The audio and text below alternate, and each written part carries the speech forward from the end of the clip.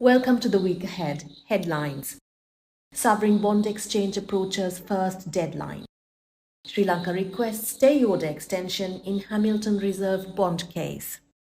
Suspension on parity execution set to end. Manufacturing statistics to be released.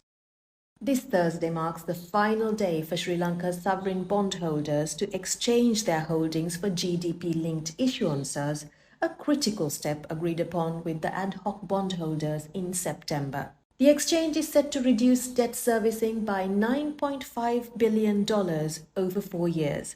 Foreign investors will receive macro-linked bonds with a 28% base haircut, while local holders may convert partially to rupee bonds and dollar bonds at a 10% haircut. To prepare for any potential delays in this process beyond 31st December, Sri Lanka has set a borrowing limit of 4 trillion rupees through a short-term budget.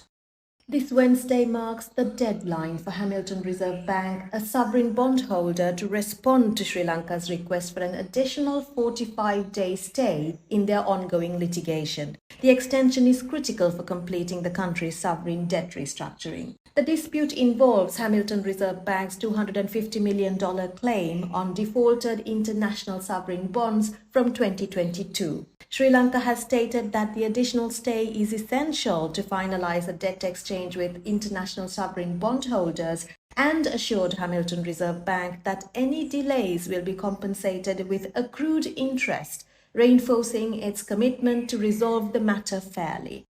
On Sunday, the suspension on banks executing parity foreclosures on borrowers is set to expire. The Sri Lankan government plans to introduce a relief scheme aimed at supporting small and medium enterprises. Deputy Finance Minister Harshana Suryaperuma confirmed that discussions with the central bank are underway to design a mechanism offering substantial assistance to distressed SMEs. The suspension on foreclosures has been intermittently in place since April 2019 Easter Sunday attacks, providing temporary relief to affected borrowers. Also on Sunday, Sri Lanka will release its Manufacturing Purchasing Managers Index statistics for November. In October, the manufacturing PMI rose to 58.1 from 54.1 a month earlier, continuing to remain above the 50-point threshold that marks growth. In November, the PMI is expected to continue to expand, driven by seasonal demand ahead of Christmas. The service sector PMI is also expected to grow, benefiting from low interest rates and increased private lending. And that's the wrap for this week. Subscribe to our YouTube channel to stay updated on the latest developments in Sri Lanka. Until next time, have a great day.